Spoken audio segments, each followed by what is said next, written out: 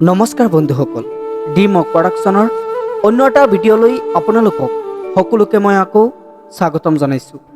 আজি আপোনালোকক এনে যেন ব্যক্তিৰ বিষয়ে ক'ম, যিজন ব্যক্তিৰ কথা শুনিলে আপোনালোকৰ মনত সৃষ্টি হ'ব সীমাহীন প্ৰেৰণা।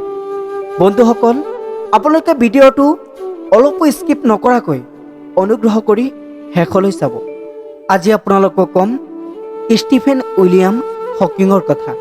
তেখেতৰ নাম নজনা বা নুশুনা মানুহ এই পৃথিৱীত খুবেই কম আছে। মানুহে যেতিয়া খুব জটিল ৰোগত আক্ৰান্ত হৈ নৰিয়া পাটিত পৰিব লগা হয়, তেতিয়া আমি জীয়াই থকাৰ চিন্তা একেবাৰে এৰি দিওঁ। নৰিয়াই হৈ আমাক একেবাৰে নাক পাহাৰ দৰে মেৰিয়াই ধৰে। কিন্তু তাৰো এক ব্যতিক্ৰম আছে, প্ৰবল ব্যতিক্ৰম, আৰু সেই অবিশ্বাস্য ব্যতিক্ৰমৰ নাম হ'ল ষ্টিফেন উইলিয়াম হকিং। সমগ্ৰ বিশ্বৰ ভিতৰতে এজন অসাধাৰণ বিজ্ঞানী ৰূপে অভূতপূৰ্ব খ্যাতি অৰ্জা তথা ইংলেণ্ডৰ বিখ্যাত ইউনিভাৰ্চিটি অৱ কেম্ব্ৰিজৰ প্ৰখ্যাত অধ্যাপক, মহান বিজ্ঞানী আৰু গণিতজ্ঞ ছাৰ আইজাক নিউটনৰ উত্তৰসূৰী হিচাপে খ্যাতিলোভী, কেম্ব্ৰিজ ইউনিভাৰ্চিটিৰ অতি সন্মানীয় লুকাচিয়ান আসনৰ অধ্যাপক হিচাপে আসন শুৱনি কৰি পৰৱৰ্তীকালত স্বনামধন্য বিজ্ঞানী হিচাপে পৰিগণিত হোৱা হকিঙে প্ৰায় 22 বছৰ মানৰ পৰা কটাব লগা হৈছিল হুইল চেয়াৰত।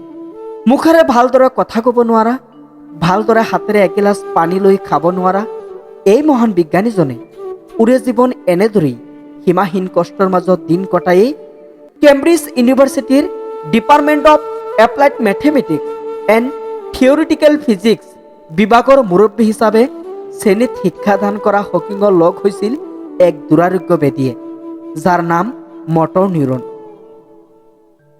যেতিয়া তেওঁৰ পিতৃ মাতৃয়ে এই দুৰাৰোগ্য বেদীটোৰ কথা গম পাইছিল, তেতিয়া ইংলেণ্ডৰ বিখ্যাত চিকিৎসকৰ ওচৰলৈ লৈ গ'ল। তেতিয়া এটা অতি অভিজ্ঞ চিকিৎসকৰ দলে বহু পৰীক্ষা নিৰীক্ষা কৰি সমস্যাৰে কৈ উঠিল, এই বিস্ময় প্ৰতিভাক আমি ধৰি ৰাখিব নোৱাৰোঁ।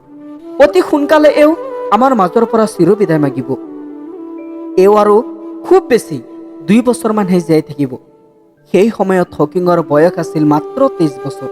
কিন্তু হকিঙে চিকিৎসকৰ সেই বাণীক ভুল বুলি প্ৰমাণিত কৰি সেই সময়ৰ পৰা তেওঁ 45 বছৰৰ অধিক কাল জীয়াই আছিল।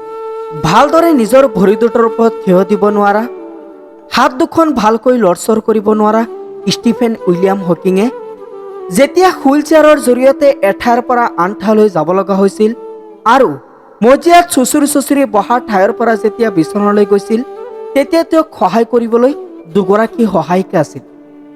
তেওঁলোকে ধৰি মেলি দিওঁ বুলিলেই হকিঙে ধৰিবলৈ দিয়া নাছিল। ইয়াৰ কাৰণ হকিঙক সুধিলে হকিঙে কৈছিল, তেওঁ মজিয়াত চুচুৰি যোৱা সময়খিনিত গণিত আৰু পদাৰ্থ বিজ্ঞানৰ জটিল গাণিতিক সমস্যাবোৰ সমাধান কৰি যায়। আচৰিত নালাগেনে? ষ্টিফেন উইলিয়াম হকিঙৰ গোটেই দেহাটো বিকল হোৱাৰ পিছতো বিশ্বৰ দৰবাৰত নিজকে এজন বিশ্ববিখ্যাত বিজ্ঞানী ৰূপে প্ৰতিষ্ঠাপিত কৰিব পাৰিছে। বন্ধুসকল, তেতিয়াহ'লে আপোনাৰ আৰু মোৰ দুখন হাত দুখন ভৰি থকাৰ পিছতো আমি কিয় নোৱাৰিম? আমিও পাৰিম।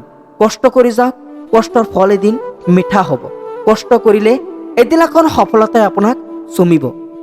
যদি আপোনালোকৰ কাহিনীটো ভাল লাগিছে, তেতিয়াহ'লে আমাৰ ইউটিউব চেনেল আৰু ফেচবুক পেজ ডিমক প্ৰডাকশ্যনৰ চেনেলটো সকলোৱে ছাবস্ক্ৰাইব কৰিব। ধন্যবাদ। জয় অসম।